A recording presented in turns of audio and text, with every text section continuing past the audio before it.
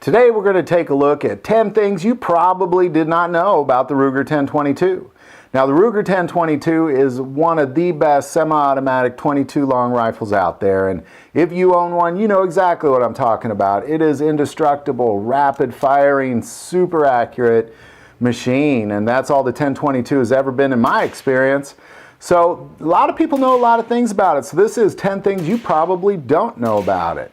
Number one, that this was also made in a 22 Magnum. Now the 22 Magnum was originally introduced in 1999 and it kind of deflated quickly after that. By 2006 they quit manufacturing it. Number two, they made this Ruger in a 17 HMR designated the 1017 and it caught wind less than the 22 Magnum did. It was only in production between 2004 and 2006. Number three, the standard 1022 has been in production since 1964, and that leads to number four, there's been over 5 million 1022s sold. Number five, it is the most modifiable rifle out there. There are so many companies that produce so many accessories for this rifle, and quite honestly, it's a piece of cake to change out the stock, to change out really anything on this rifle. Number six, the introduction of the 1022 pistol, the Charger, was introduced in 2007, and a lot of people know that, but what you might not know is they discontinued this because in so many states at the time it was against the law to have a magazine exposed on a pistol. Of course, the Charger came back in 2014. Number seven, the inventor of the Ruger 1022, William Ruger, he first started his shop in a small room that he converted to a machine shop, and he made his very first lightweight machine gun in 1938. And this particular machine gun was bought up by the Army, and they bought tons of these things, and that catapulted William Ruger into the gun production business. Number eight, in 1999, the 1022 22 Win Mag version won Rifle of the Year. Even though it didn't survive much longer after that, at that time it was outstanding and it was designated the Rifle of the Year. Number nine, on March 30th, 1989, William Ruger fought to ban magazine capacities to be over 15. Now that's pretty strange coming from the inventor of the BX-25. And number 10, my favorite of all, is that the Ruger 1022 is actually used by much of Israel's military. Now, Israeli military has been fighting for its homeland for thousands and thousands and thousands of years, and they've always been successful, and to this day they're very successful using the Ruger 1022 as a sniper rifle of all things, as well as a crowd control mechanism. So there you go, there's your top 10 things you probably did not know about the Ruger 1022. Glock pistols are often known for their polymer frames and what's referred to as a safe action trigger. And Glock has produced a series of polymer frame semi-automatic pistols designed and produced by Glock Guess MBH in Deutschwarm, Austria. The Glock 17 was the first pistol produced by Glock, and despite the fear of the plastic gun of the early 80s, it became Austria's new military police handgun in 1982. So we're going to take a look at 10 things you probably didn't know about this awesome handgun, the Glock 17. Number one, today 65% of U.S. law enforcement agencies use the Glock 17. More so, there are military and police forces throughout the entire planet with over 60 countries using the Glock 17 as their military sidearm. And not to mention all the aspects of selling these firearms to civilians for personal defense. And ultimately what you have is you have one of the most used sidearms on the planet, the Glock 17.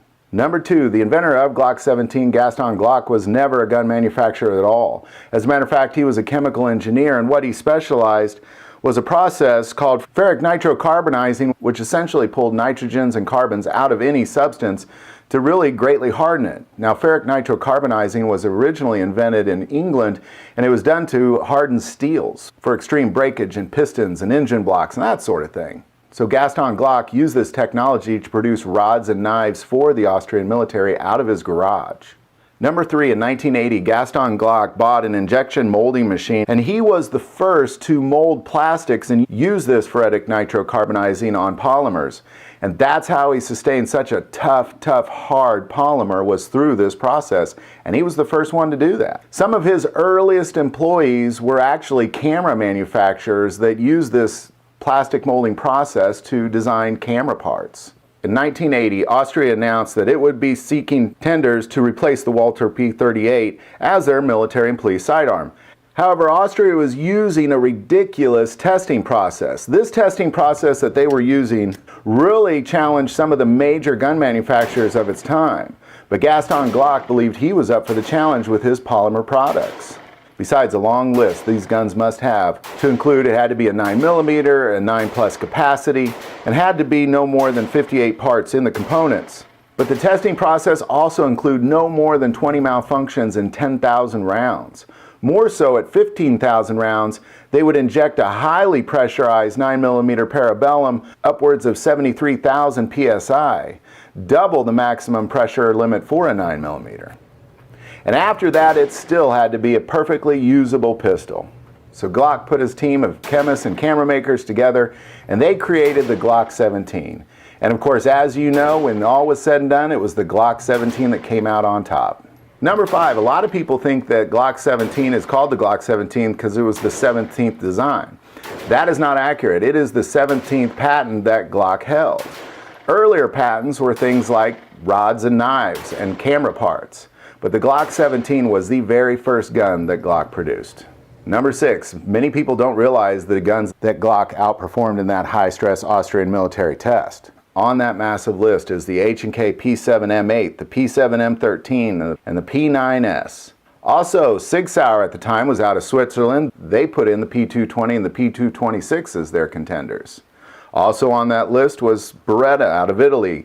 They put in the 92 SBF. FN Herstal inserted the Browning High Power and Steyr Mannlicher the GB. These are all outstanding guns, and the Glock 17, the very first gun that Gaston Glock produced, blew them all out of the water. Number 7, in 1985, the U.S. Department of Defense was seeking a new sidearm to replace the 1911. They invited Glock to bring their Glock 17 to this testing. However, Glock declined their offer simply because the Department of Defense had a ridiculous retooling request on these guns. More so, they wanted 35 samples in a really short period of time, and not only could Glock not retool in that short a time, but quite honestly, they didn't have any interest in it, so they politely declined. If it wasn't for this, I believe the Glock 17 would have blown the 92 away, and Beretta would not be manufacturing our sidearm, it would be Glock. Number 8, later that same year, Sweden and Norwegian testing took place over the Glock 17 to replace their military sidearms.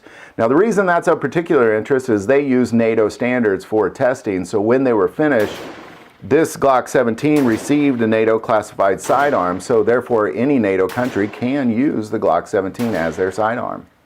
And of course many do. Number 9, the Glock 17 was not the first polymer-framed striker-fired pistol. In fact, in 1970, H&K had a polymer-framed striker-fired pistol. But even earlier, in 1907, it was Ross Steyr who invented the very first striker-fired pistol, the 7.65mm Ross Steyr 1907.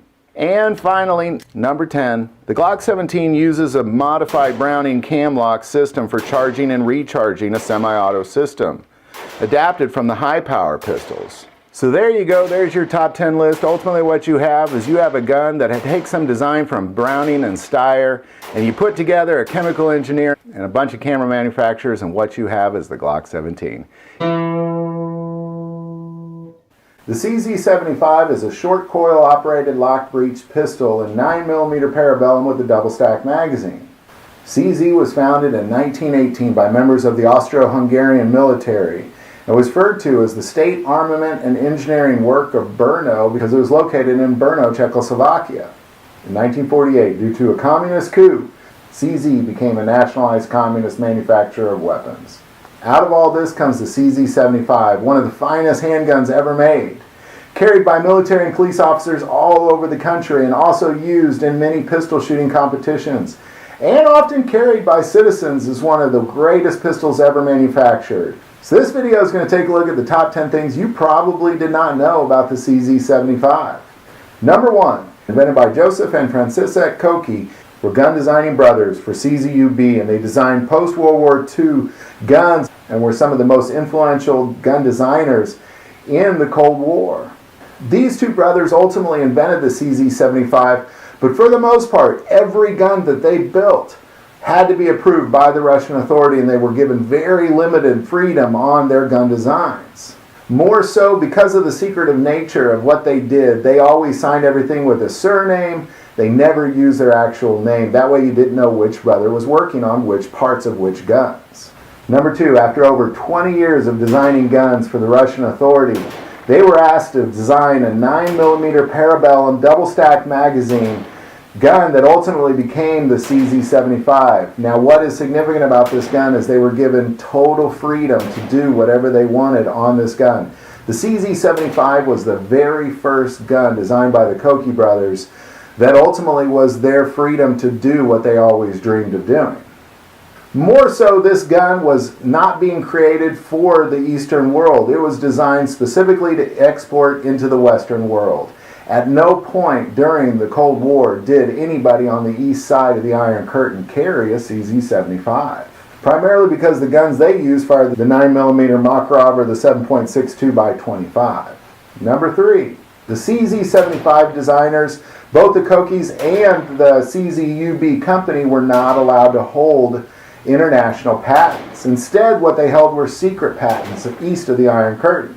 And this is why so many other manufacturers cloned the CZ75, because there never was an international patent on this gun. Number 4, after the fall of the Iron Curtain in 1989, there was a nonviolent transfer of power from one party's communist rule led by several protesters throughout Czechoslovakia, referred to as the Velvet Revolution. It was a very nonviolent protest that essentially transferred power from communist one-party rule to multi-party rule. The reason this is significant is because it was immediately following the Velvet Revolution that Czechoslovakian police and military carried the CZ75 for the very first time after 1989. Number 5, due to failed attempts to secure world patents and heavy taxation on Czechoslovakian products by the USA, the very first CZ75 to be sold in the USA was actually hidden under the name of Fratelli Tangfolio. So the Tangfolio is really the very first CZ75 to be sold in the United States. Number 6, because of all the problems with patents, there are 20 gun manufacturers from 13 different countries making CZ75 clones. Number 7, because of that, there are 22 countries using CZ75 as duty weapons, both police and military. Number 8, in 2002, the perpetrator of the Monash University shooting in Australia used a CZ75 to kill 2 students and wound 5 others. Now, the reason this is significant is because it was exactly that event that made the state of Victoria greatly increase gun restrictions and instituted strict gun laws. It was immediately following that the entire country of Australia instituted very, very strict gun laws and restrictions. And right now, Australia is receiving very little gun rights for their citizens, and their crime rate is going up because of these laws that all started with the CZ75. Number 9, excluding all the CZ75 clones. So we're talking only the guns made by CZ USA or CZUB. There are over 40 different variations of the CZ75 made by the CZ Corporation. And finally, number 10, my all-time favorite, is there is a CZ75 automatic that is being made that I would love to get a hold of. This is a full auto CZ75 that actually allows you to put one of the magazines and attach it up front to hold it as a foregrip. Love to get that particular variation. So there you go. There's 10 things that you probably didn't know about the CZ75. If you like this video, click like and subscribe. You can also now find us on Facebook under God, Family, and Guns. But by far the most important part of this YouTube channel is it is a ministry to us and we take prayer requests. So please don't ever hesitate to send that stuff in. Thank you for watching this episode of God, Family, and Guns. And as always, love God, love your family, and love God.